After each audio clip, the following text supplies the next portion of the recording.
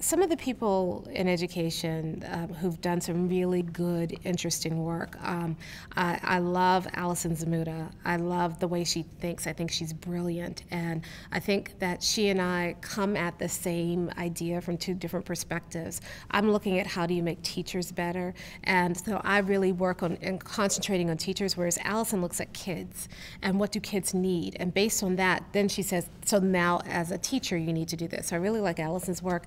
I love the work of Max Thompson with the Learning Focused Solutions. He has done amazing work on understanding how to support struggling kids.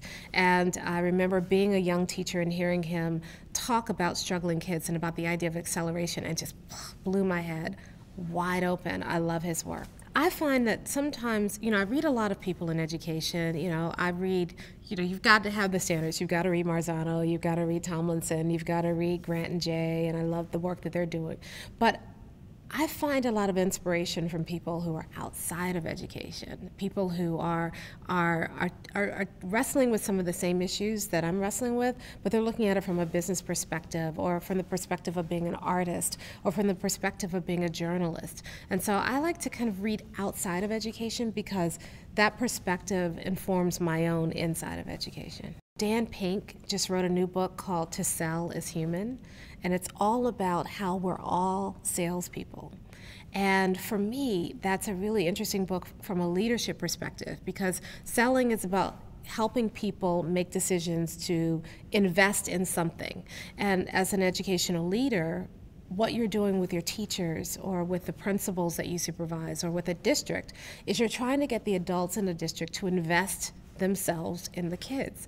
How do you do that? And to see that as kind of a sales process and to look at what it takes to do that has really kind of opened my eyes to a new brand of leadership that I don't think we're doing enough talking about.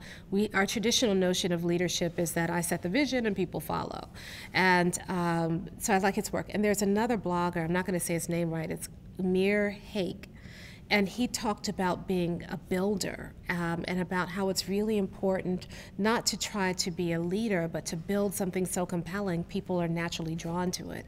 And I think that in this economy, especially when information is so available to people and people are taking a lot more they're taking a lot more initiative and making their own decisions, and in some ways that's rendering them almost impervious to traditional leadership approaches, that this new idea about building something compelling, he says that leaders say go, builders say come.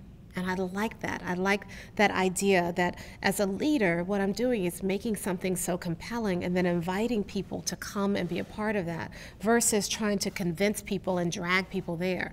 That approach, I think, is the approach we need to take at schools to get back to that vision, that why, and to create something so compelling that your teachers want to be a part of that. Your parents, your school community, your kids want to be a part of that.